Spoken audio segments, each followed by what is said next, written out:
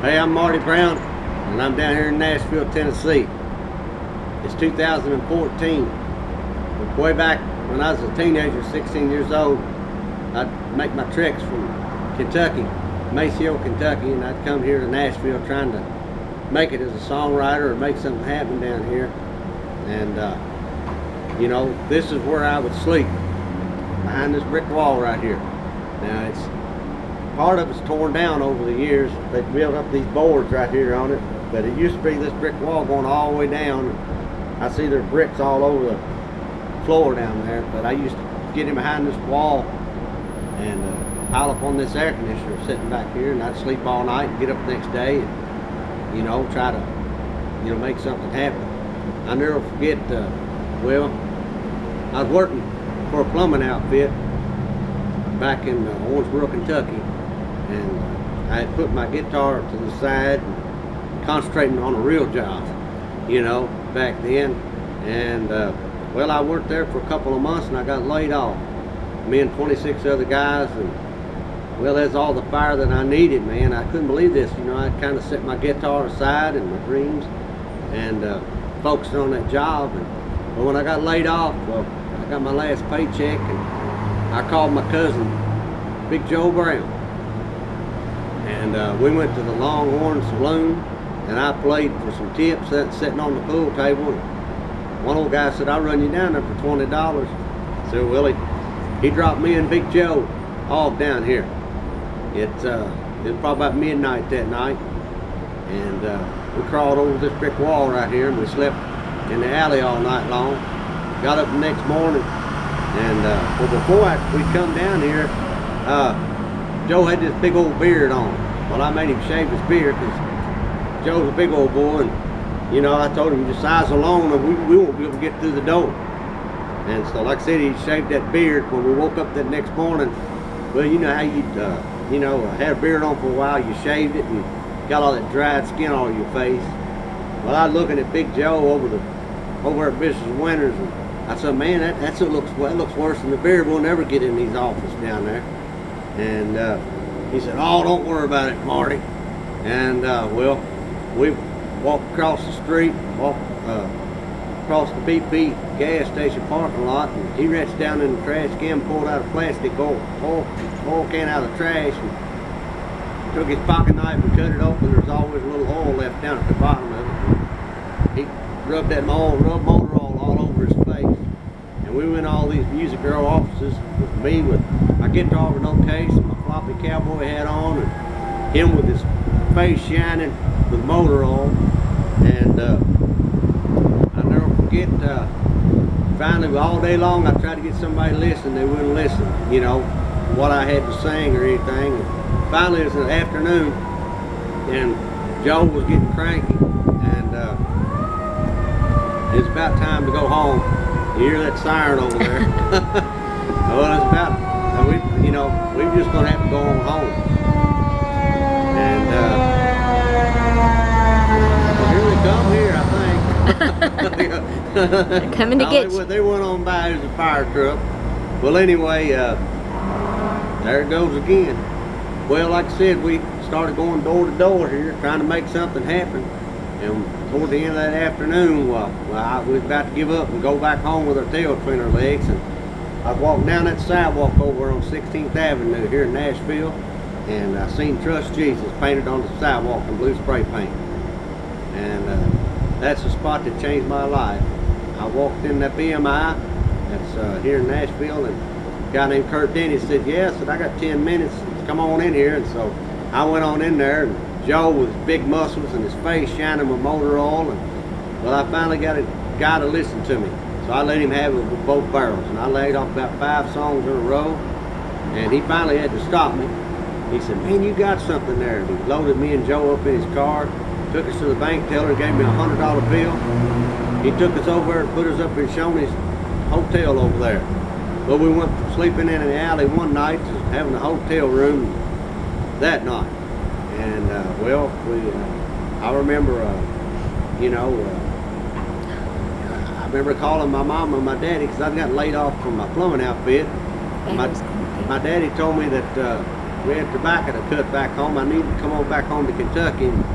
But I said, Daddy, this guy gave me a $100 bill and put me up in a room, and that wasn't good enough for Daddy. He said, well, anybody can get a hotel room. So he said, I'm coming down there. Well, when Big Joe heard that, he was gone. Him and Daddy kind of butt heads a little bit, but they love each other. But Joe got gone, and Dad and Mom come down, and Mom come with her cook electric fryer and everything else, and started cooking breakfast the next morning and everything like that. And it was something to see my dad. He went through a metamorphosis, you know.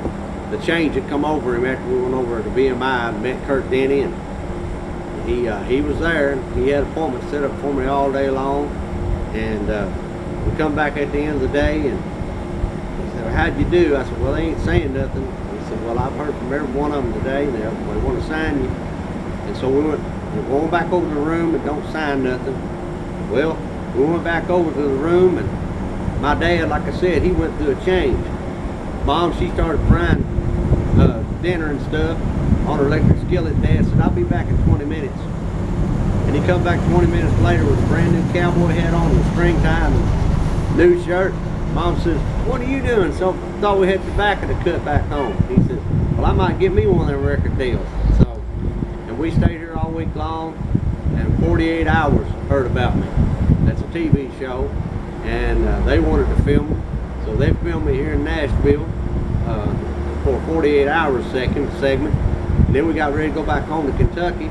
Well, they all loaded up in behind my dad's truck, and with their 48 Hours fans and stuff. And Dad said, where do y'all think y'all going? He said, we're going with you back to Nashville, Kentucky. And so they 48 Hours followed us all the way back. And I didn't want to leave. I didn't want to go home. You know, my dreams was coming true. Because I had Tony Brown wanting to sign me. He's a big record producer here. I had like 4 labels wanting to sign me. But Kurt Denny, the man at BMI that discovered me, said, well, you just go on home with 48 Hours and let me sort through this. So I went on home, and they filmed the segment on 48 Hours on me back in 1990 in Nashville, Kentucky. And then they left, and that was the saddest moment of my life when they left. 48 Hours went back to New York, and you know where I went the very next morning after they was gone? I went into the tobacco patch, cutting tobacco, after having a week of my life. But I didn't have to stay long, because about lunchtime, my sister Helena pulls up in that white Thunderbird and said, Marty, they want you back in Nashville. And Dad said, throw them down, boy. So I threw the tobacco knives down, and I think I was helping Otis Craig or Judy Estes, I can't remember. And threw the tobacco knives down, we loaded up, and Dad and Mom brought me down here to see Steve Buckingham over at CBS Records. I went seeing everybody but him, and I guess he'd heard about me on the golf course on the weekend, you know, so he wanted to meet with me. So I met with him, and then a month later, I signed a contract with MCA Records. But a week before that, 48 Hours come out nationwide, all over TV, and I become like a TV star, and MCA Records ended up signing me. And I made 4 records for MCA and 8 videos, and toured for 10 years. And looking back on it all, you know, from this alley right here where me and Big Joe slept, now I went from this alley, I played the Grand Ole Opry stage, and I've toured all over the world, and this is really the spot right here that changed my life. And I, you know, looking back on it all now, I was just a young kid back then. You know,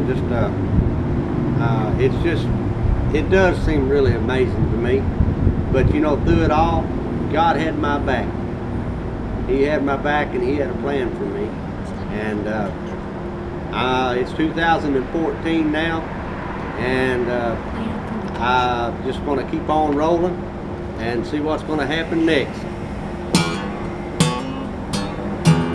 Way back up in the country, back in the hills, down in the hollers where the folks are real, living with the grizzly and an old wildcat, sawed-off shotguns and coonskin cap. That's where I'm from, and I'm proud to say I'm from the country, and I like it that way. Everybody knows knows everybody. Everybody calls you friend. You don't need an invitation. Kick off your shoes, come on in. Yeah, we know how to work and we know how to play. We're from the country, yeah, we're from the country, Lordy. We're from the country and we like it that way. I did it my way. Tell him you wrote that. What? Tell him you wrote it. Oh, I wrote that song. My wife wanted me to tell you.